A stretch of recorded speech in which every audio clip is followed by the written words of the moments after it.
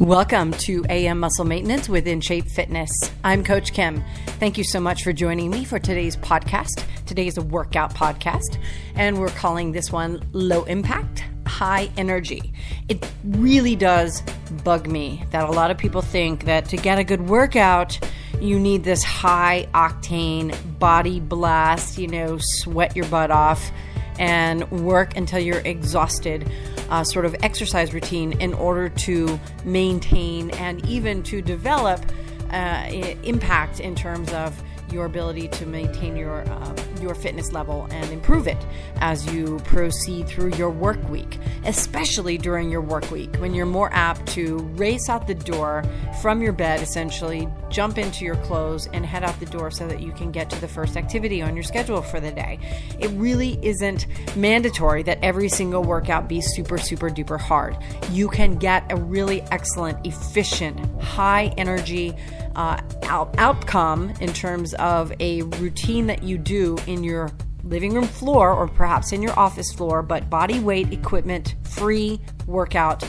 And that's what today is about. So we're going to go through just a handful of exercises. We're going to start with the postural systems check, and then we're going straight down to the floor. So if you're able to stand up right now and do a little bit of a postural, just a systems check. This is just turning on the proprioception. So your brain has to activate certain parts of its anatomy in order to get your thinking around where your body parts are in space relative to your head, and to then, sort of toggle on switches throughout the body that helps stimulate the movements that need to be correct in order to have the most effective outcome for the 20 minutes that we're going to spend together. So stand up and pretend that you've got a string coming through the top of your head, up and out. You are like a marionette, you're a puppet, and someone is pulling on that string taut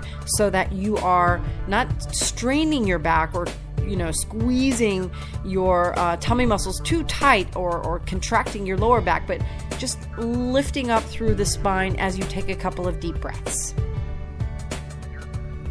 Inhale through your nose. Exhale completely through your mouth.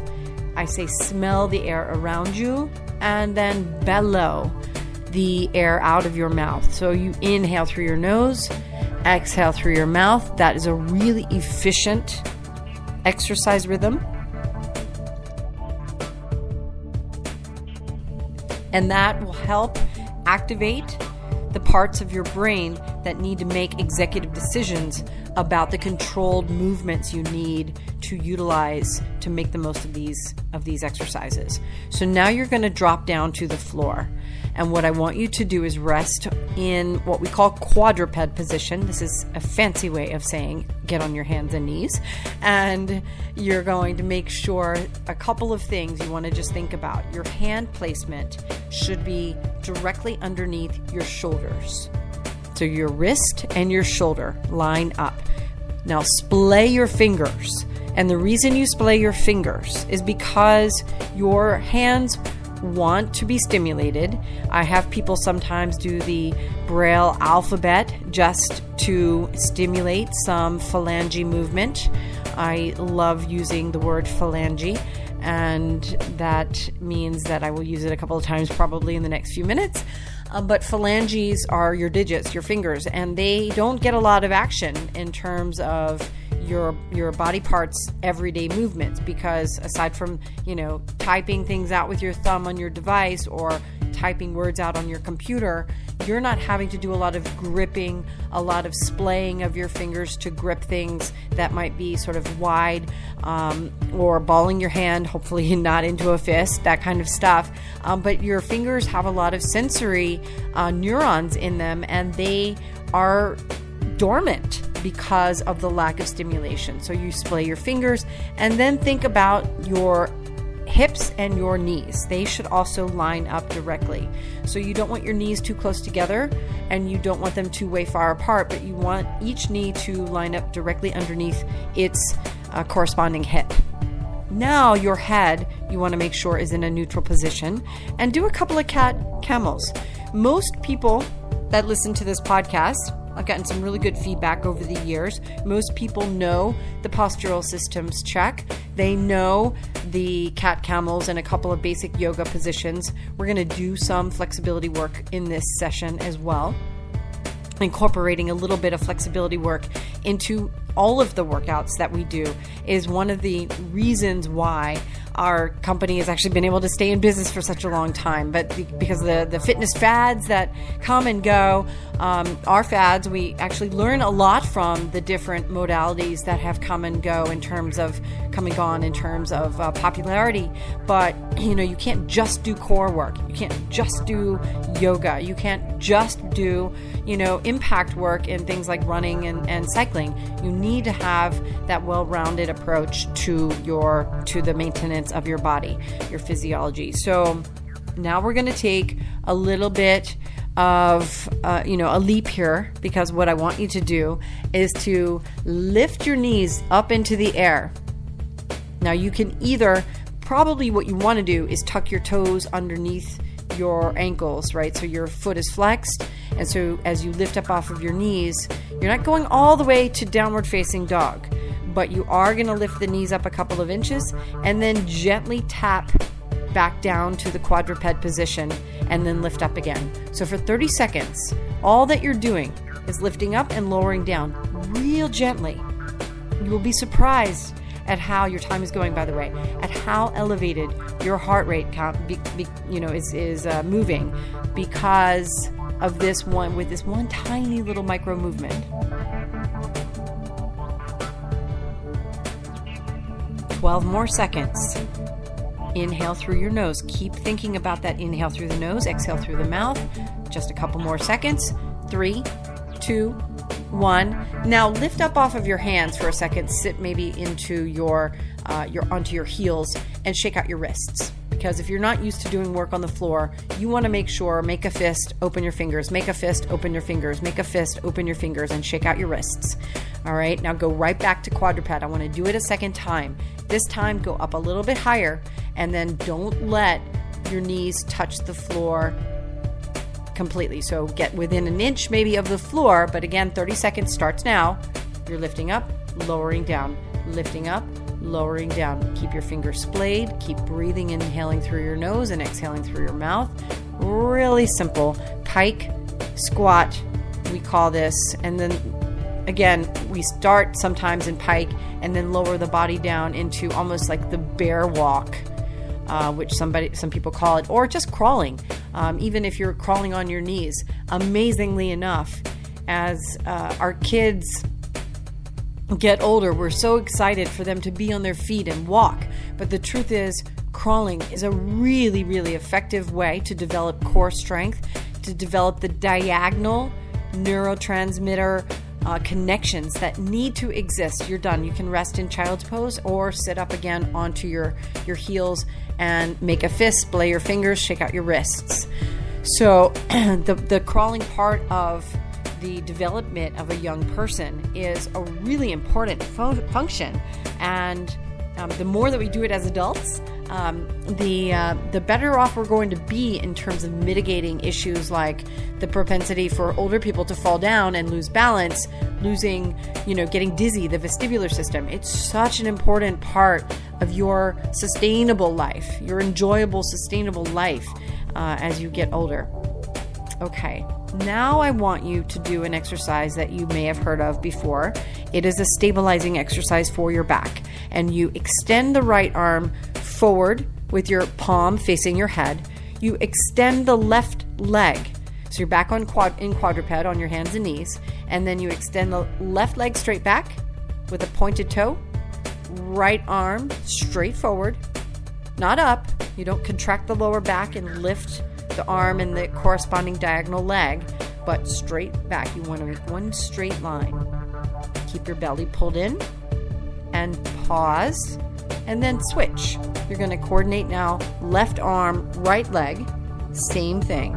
Extend them straight out. The left hand points toward the head. The right foot is pointed and extends straight back. So your line, your diagonal line is parallel to the floor. Now, Go back and forth between the combination of the right arm and the left leg, then the left arm and the right leg. But move slowly enough that you are using your breath in the right way, meaning you exhale as you extend out. Find that final resting position.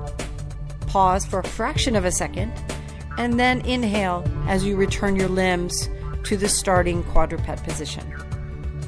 And then keep switching back and forth. You've got another 20 seconds. This is called the bird dog, and it's probably easy to know why. There is a family of dogs. I forget how they classify themselves, but pointers. Their tails point straight out, so your leg is like the dog's tail, and they, I guess, point a leg forward. I don't know. Anyway, I'm not a dog person per se. I have an apartment in New York City.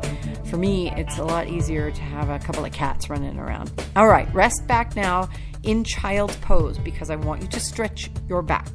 Really important to get a little bit of stretching in, as I said, throughout any exercise regimen. So take a couple of seconds, sit your butt on top of your heels, and then just drape your torso over your thighs and walk your fingers as far away from your head as possible.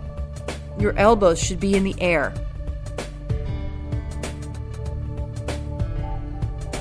Now, I want you to position yourself into a plank.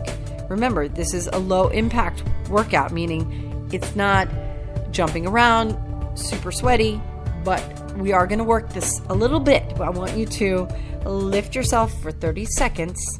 We're going to do 2 planks, and then I'm going to have you stand up for I'm going to do a hip bridge first, and then we're going to stand up for the rest of the session. So lift yourself into the plank. Make sure that your elbows and your shoulders line up. Make sure that you are breathing, inhaling through your nose, exhaling through your mouth. Make sure your butt is down.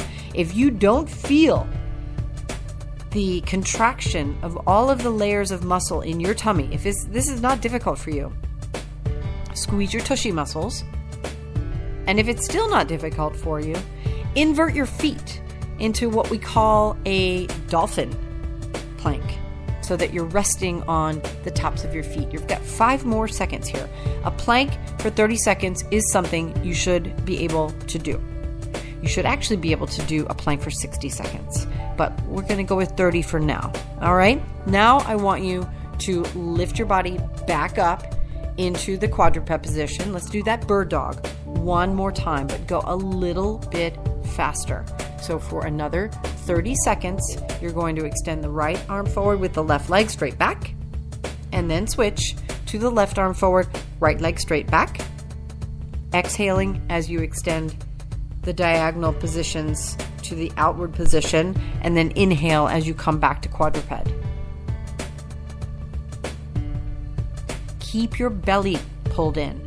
Really easy to let the belly just dangle when you're in quadruped, but pull in your belly button towards your spine and keep breathing. And you have only a few more seconds, 5 seconds now. And great. Rest for one more deep breath in child's pose if you like. Take a deep breath, inhale through your nose as deeply as you can, exhale through your mouth, and then reposition yourself back into a plank for another 30 seconds.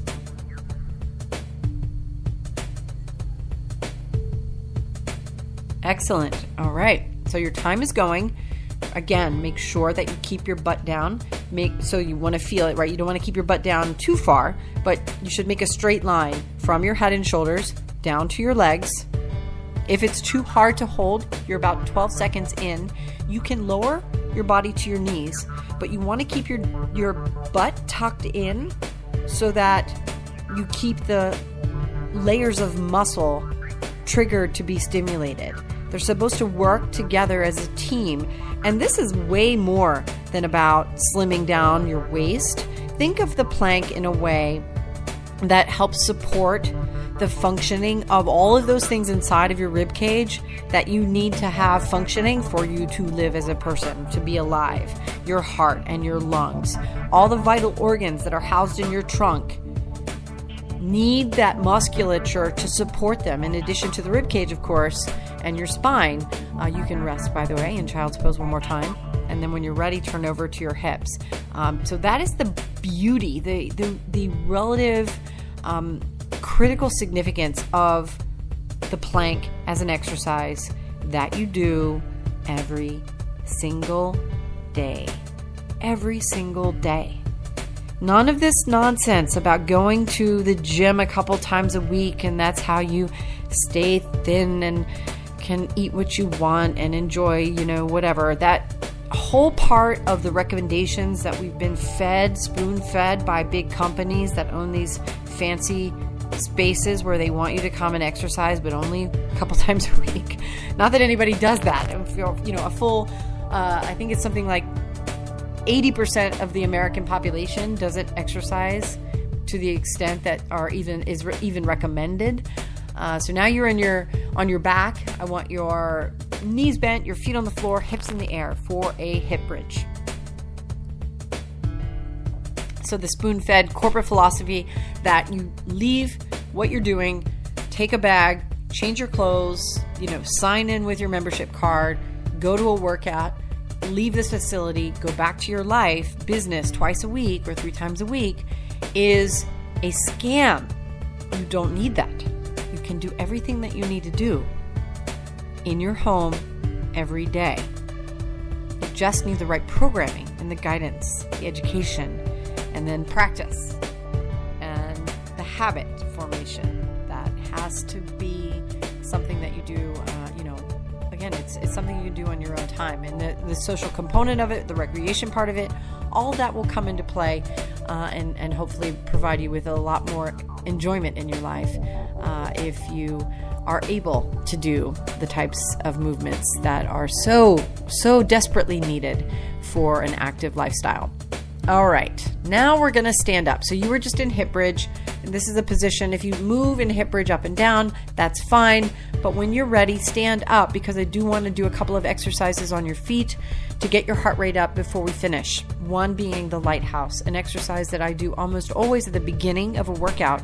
But I wanted to make sure that we started on the floor today because I really wanted to make sure that we were inclusive of people that have that are just sort of put off by the notion of workout standards where you stand up and you do like sort of hard cardio type stuff at the beginning and then go to the floor for the more restorative type work. I start sometimes with the core and the restorative work on the floor and finish with the more active work on the feet. So you're standing now. The lighthouse is simply standing with your feet heel to toe, arms out to the sides.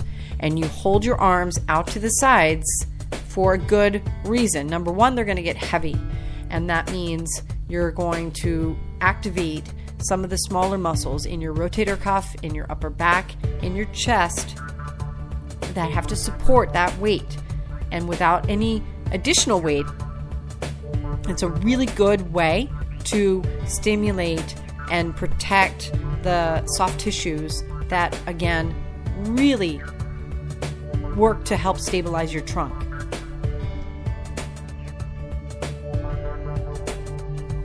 All right, now make sure your head is on, make sure your head's on right. Make sure that your ears line up with your shoulders. And you turn your head all the way to the right and then all the way to the left. And you can go pretty slowly. You don't need to move your head fast. I don't want you to actually get dizzy here, but you do want to turn your head all the way to the right, gaze down your right arm, then turn your head to the left. This is activating, you're going to feel a little off balance. So you're activating the equilibrium of your inner ear. And that stimulation, you should start to feel it in your ankles and in your lower legs, in your feet. Now switch your feet so that the other foot's to the rear. Same thing. You're just turning your head all the way to the right and all the way to the left. All right. Now to finish up, we're going to do some kicking. Now, I love kicking. I like forward kicking. I like side kicking. I don't really kick to the back, but kicking sort of back at a diagonal, back at 45 degrees. provides that rotational movement that we also don't get enough of in our regular lives. But let's start with some forward kicks. So stabilize your weight on your right leg, lift up your left knee, kick out your left foot. You can bring your hands up in front of your face to pretend like you're a kickboxer. Badass kickboxer. So you're kicking, kicking, kicking, kicking. And now let's switch legs. So stabilize on the left leg. Same thing. Lift up the right knee. Kick out the right foot. And remember, if you were a kicker, if you were kicking something, you would make contact with your heel. So that you want the foot on the kicking leg to be flexed. Now let's go back to the left leg kicking, but kick out to the side a little bit. All right, and then switch legs to the right. Just 5 or 6 kicks. Now we're gonna do a combination. Now I want you to go back to the right leg stable, but this time the left leg is gonna kick forward and then kick to the side. Kick forward, kick to the side. Kick forward, kick to the side. And switch. Now, there are so many other things that you can do with this really basic equipment-free move that I'm going to leave you with at this point. If you have 5 more minutes to keep kicking, add in a jumping jack in between the different legs. So do, let's just say 4 is your number. So you do 4 kicks with the right leg, 4 kicks with the left leg, but in between, do 4 jumping jacks. If that's not enough, add in a squat, 4 squats. You can also take the left leg, instead of just doing the kick, start with a rear lunge. So the left leg extends to the rear and you lunge by bending both knees. As you're coming out of the lunge, you perform a kick. Same with the right leg, obviously. Lots of things to do that you can do with your kicking, your lunge kicking, your squat kicking. You can do a kick coming out of a squat in one fluid motion. So many options, but again, it really just takes a little bit of guidance and education. You want to be really careful that you keep your tummy muscles pulled in, that your back is straight, your shoulders are back, and then have some fun. It's all about enjoying your life. If you make an effort to get out of bed every single morning and stimulate your body, that gym visit won't seem like a really necessary part of your already hectic schedule. Cross it off. Instead, go to the park and have fun with your family. Go on vacation. Go hiking all day. Go for a bike ride with your friends. But enjoy yourself. Get this stuff done in the morning and you can have so much more fun. I'm Coach Kim from In Shape Fitness. I'll see you again next week. Have a wonderful day.